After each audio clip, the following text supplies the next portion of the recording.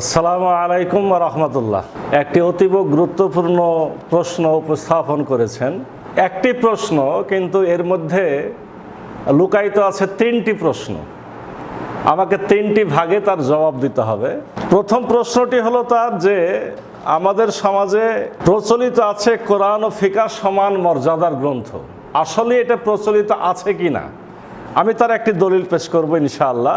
কেন সমান মর্যাদা দেওয়া হয় সেটা হলো যে কোরআনে আছে সংক্ষিপ্ত আলোচনা আর ফিকাতে আছে বিস্তারিত। আসলেও কি তাই? এটা হলো দ্বিতীয় জবাব। আর সর্বশেষ প্রশ্নটি হলো যে কোরআন এবং ফিকাহকে সমান মর্যাদা দেওয়া যাবে কি না। আমি ইনশাআল্লাহ একাধারে তিনটি প্রশ্নের জবাব দিতে চাই। তাহলে প্রথমটি কি, যে কোরআন ও ফিকাহ সমান মর্যাদার গ্রন্থ, এটি প্রচলিত। আসলে কি তাই? হ্যাঁ, আসলেই তাই। আমি একটি মাত্র দলিল পেশ করতে চাই। এটা হলো হিদায়া গ্রন্থের ভূমিকা। এই ভূমিকার টিকাতে যে কথাটি বলা হয়েছে, হিদায়া গ্রন্থটি কোরআনের মতোই, যা পূর্ববর্তী সকল কিতাবকে রহিত করে দিয়েছে। শরীয়তের বিষয়ে এর আগে এ ধরনের কোনো কিতাব রচিত হয়নি। সুতরাং তোমরা এর পাঠ সংরক্ষণ করবে ও নিয়মিতভাবে তা পাঠ করবে। তাহলে তোমার অভিব্যক্তি ও বক্তৃতা মিথ্যার স্পর্শ থেকে নিরাপদ থাকবে। তাহলে কি বোঝা গেল? কোরআন যেমন পূর্ববর্তী সকল কিতাবকে বাতিল করেছে, হিদায়া তেমনি তার পূর্ববর্তী সকল কিতাবকে রহিত করে দিয়েছে। প্রকারান্তরে মনে হয় যে কোরআনটাও সে রহিত করে দিয়েছে। এ বিষয়ে তাদের এই যুক্তির পক্ষে আরও দুটো বক্তব্য তারা পেশ করে।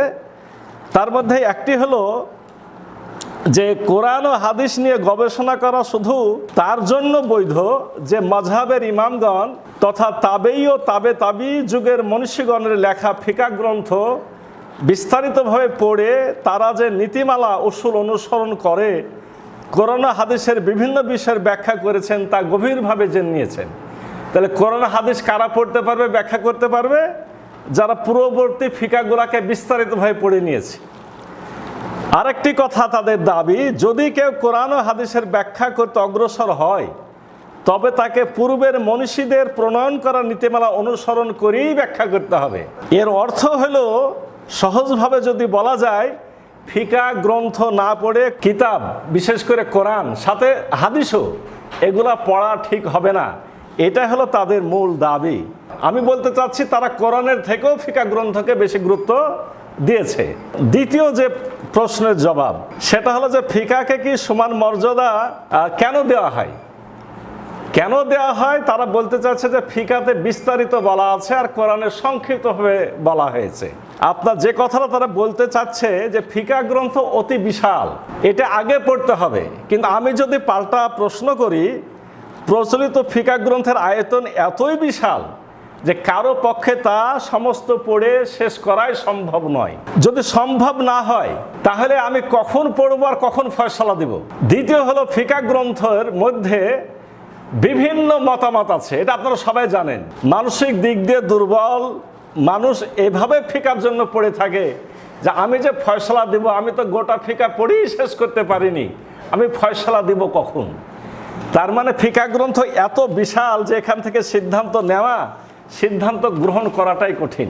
আসুন তৃতীয় প্রশ্ন, যে আসলে কি তারা বলতে চাচ্ছে বা আমরা জবাব কি দিব যে ফিকাহ গ্রন্থ কি আমরা কোরআনের সমান মর্যাদা দিতে পারবো?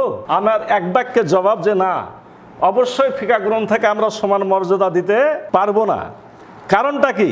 বা আল কোরআন ও হাদিস গ্রন্থ প্রচলিত ফিকাহ গ্রন্থের জ্ঞান অর্জনের মধ্যে কোনো পার্থক্য নেই, এই ধরনের কথা বললে শিরকের গুনাহ হবে। তা বোঝার জন্য বড় ইসলামী পণ্ডিত হওয়ার প্রয়োজন নাই।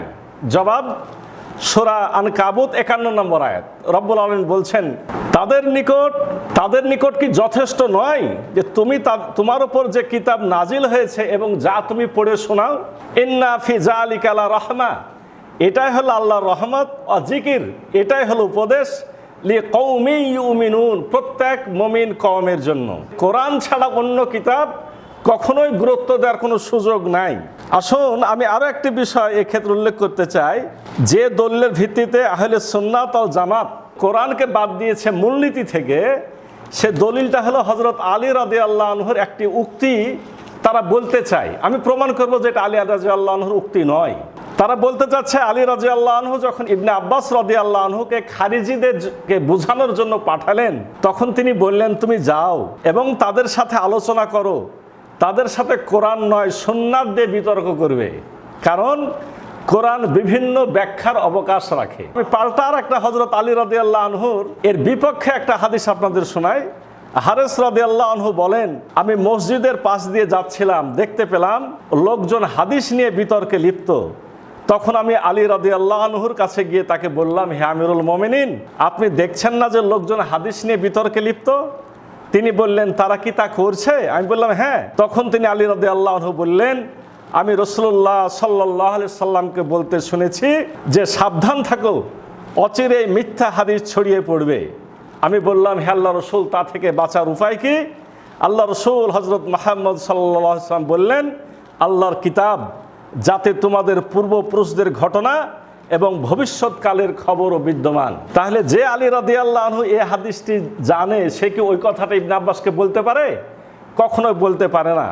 আমি এখানে সিদ্ধান্ত গ্রহণ করতে চাই, এটা এই ধরনের বিভ্রান্তি ছড়িয়েছে, মানে শয়তানের দোসর ভণ্ড মনীষী আমাদের ইসলামের ক্ষতি করার জন্যে। ফেকা এবং কোরআনকে সমান মর্যাদা দিতে অবশ্যই পারি না। কোরআনটা হচ্ছে আমাদের মূল কেতাব, শ্রেষ্ঠ কেতাব, তার মাধ্যমে আমাদের সকল ফয়সালা গ্রহণ করতে হবে। আশা করি আমি প্রশ্নগুলির জবাব দর্শকদের সামনে উপস্থাপন করতে পেরেছি।